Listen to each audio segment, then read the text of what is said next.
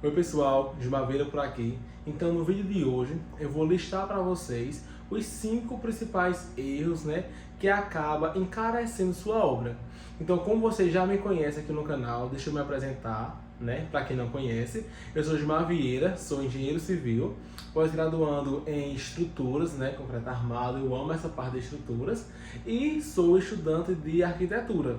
Então eu tenho 6 anos de formado e eu vou listar para vocês agora os 5 principais erros que sempre acontecem nas minhas obras, infelizmente, Eu sempre tenho esse cuidado para não acontecer, porém não vou estar mentindo aqui para vocês, falando sobre obra perfeita, que obra perfeita não existe, A gente trabalha com pedreiros, com fornecedores, com armadores e acaba que nem todo dia eles estão no um dia bom e acaba que possivelmente erro. Então, essa é a importância, de ter alguém acompanhando. E antes de começar a listar os 5 erros, eu vou falar um pouquinho desde o começo até uma obra concluída, dentro desses 5 erros. E antes de qualquer coisa, um passo que não deveria nem erro é ter um projeto. Então, o primordial, o inicial, o básico é você ter um projeto para começar a sua construção, beleza? Então, pressupondo que você tem um projeto, vamos agora para o primeiro erro, que infelizmente já aconteceu em 2 obras minhas, que é não fazer o gabarito de forma correta, não locar a questão dos pilares, Então, o primeiro projeto que o pedreiro vai ter em mãos é o projeto de eixo dos pilares. Então, é interessante ele conferir eixo por eixo, para a hora da locação dos pilares e também das alvenarias, ele fazer de forma correta. Porque se ele errar na locação, uma parede ela vai sair de prumo, a sua casa, a sua residência, ela pode estar fora de esquadro e acaba que isso é uma dor de cabeça pro resto da obra. Então, sem dúvida nenhuma, o primeiro erro, que é muito importante vocês não cometam, é conferir a locação da obra, beleza?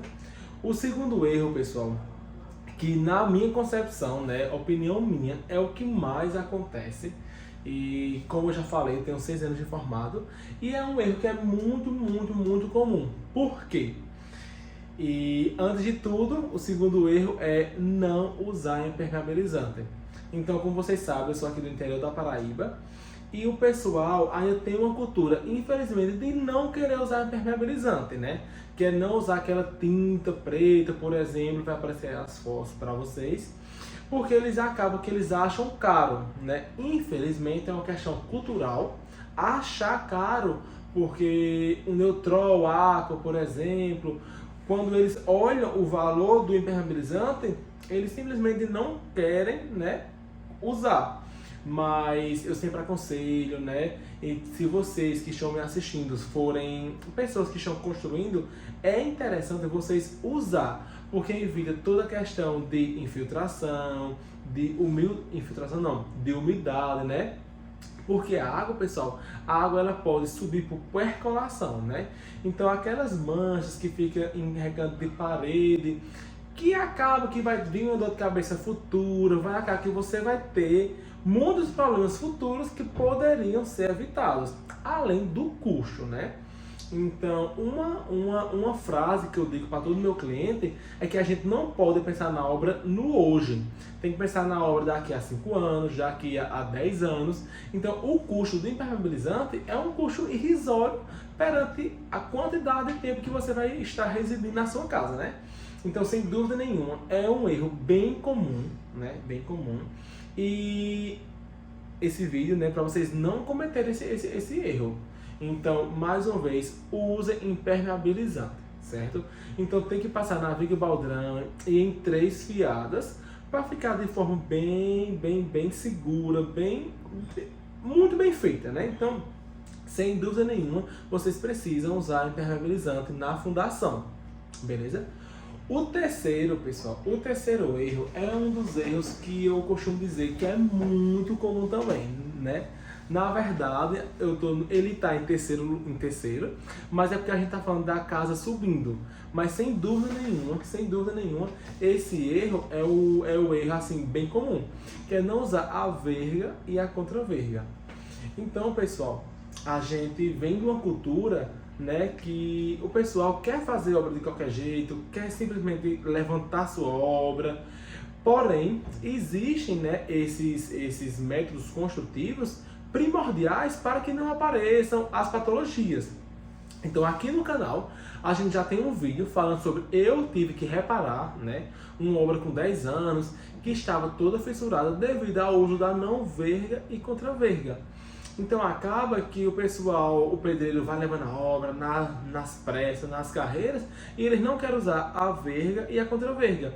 Então quando você se tem uma janela, então que você tirou aquela alvenaria, ali vão ter esforços, entendeu? Ali vai ter muita, como é que eu posso falar para vocês, a questão de uma carga, entendeu? Então a alvenaria, ela vai fazer essa carga e precisa ter a contraverga e a verga. Só a nível de informação, né? Acredito que você já sabe, a verga em cima e a contraverga embaixo. Inclusive, tem aqui um short no meu canal que eu peço a toda obra minha que passe pelo menos 35 a 40 centímetros da contraverga. Então, por exemplo, vamos dizer que aqui seja uma janela, tem que passar pelo menos 40 centímetros, entendeu? Para cada lado, tanto da contraverga quanto da verga. Então é interessante essa parte de usar a contraverga e a questão da verga. É primordial, na verdade. Então, vamos dizer que a gente está subindo a alvenaria, né? Está construindo a obra. E o quarto erro, né? Que é um erro bem comum também, acontece também nas minhas obras, infelizmente, que quando a gente passa, por exemplo, uma casa de 120 metros quadrados, né? Então, quando a gente vai comprar o porcelanato, vai comprar o piso dessa casa, por exemplo, é indiscutivelmente primordial, é necessário comprar 10% a mais. Eu digo 10%, é uma opinião minha, né? Porque eu acho interessante a gente ter estoque quando finalizar a obra. Então, mesmo que você compre o mesmo porcelanato, a mesma marca, quando vem a pedra, se for de um lote diferente, você acaba que você vai ter outra tonalidade. E isso não é interessante. E, por exemplo, pensando a longo prazo, sua casa daqui a 10 anos, daqui a 5 anos, vai precisar de uma manutenção. Então, quando ela precisa de retirar um porcelanato, uma pedra, por exemplo, a gente tem que colocar. Então, acaba que é interessante a gente ter essa mesma pedra na sua despensa. Sem contar que, quando a gente vai estar assentando o porcelanato, pode acontecer de quebrar uma pedra, entendeu? De ficar mal colocado e ter que retirar. Então, sem dúvida nenhuma, a gente tem que comprar o porcelanato, o revestimento, a cerâmica, opinião minha, 10% a mais. Então, se você precisa de 100 metros, por exemplo, você tem que comprar 110, entendeu? 150 metros, compra 165. Então, sem dúvida nenhuma, vocês comprem 10% a mais, é a opinião minha e conselho meu, né? E por último, que também acontece bastante, pessoal, são duas coisas, que é o pessoal quer colocar a pintura na área externa, né? Acabou a casa, quer colocar essa pintura na área externa, simplesmente direto no reboco, e muitas vezes querem colocar massa corrida na parte externa. Pessoal, só a título de informação, massa corrida é para a parte interna e massa acrílica é para a parte externa. Então vocês que já estão em construção, possivelmente, ou são engenheiros e arquitetos, vocês sabem que a massa acrílica ela é mais cara. Então acaba que no final da obra o cliente já está esgotado e ele quer, porque quer, reduzir custo comprando uma massa corrida para a parte externa. Não podem. Então, parte externa tem que ser massa acrílica. E também, pessoal, muitas vezes também, já aconteceu em obra minha também, o pessoal simplesmente, eles não querem passar o selador. Então, tem que passar o selador acrílico também na parte externa, porque senão você vai pintar sua casa, beleza. Quando começar a questão de chuva, de sol, vai estar toda caindo, dor de cabeça, né? Então, sem dúvida nenhuma, pessoal, foi parte externa, fachada, questão de muro, massa acrílica, selador acrílico e também a tinta para a parte externa. Porque a gente sabe, né, já falei aqui, que a parte interna não está em contato com chuva, com sol, com vento, mas a parte externa sim.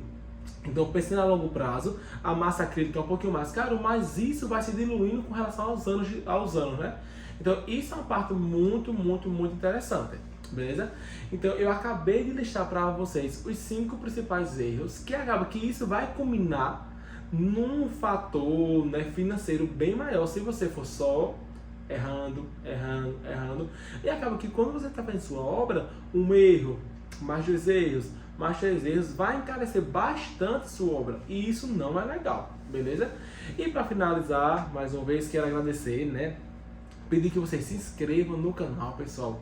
Não esqueça de se inscrever, curtir, comentar, contribuir, ajuda bastante esse canal a seguir. E é isso, né? Espero que vocês tenham gostado e podem mandar as dúvidas tanto aqui como lá no Instagram, beleza?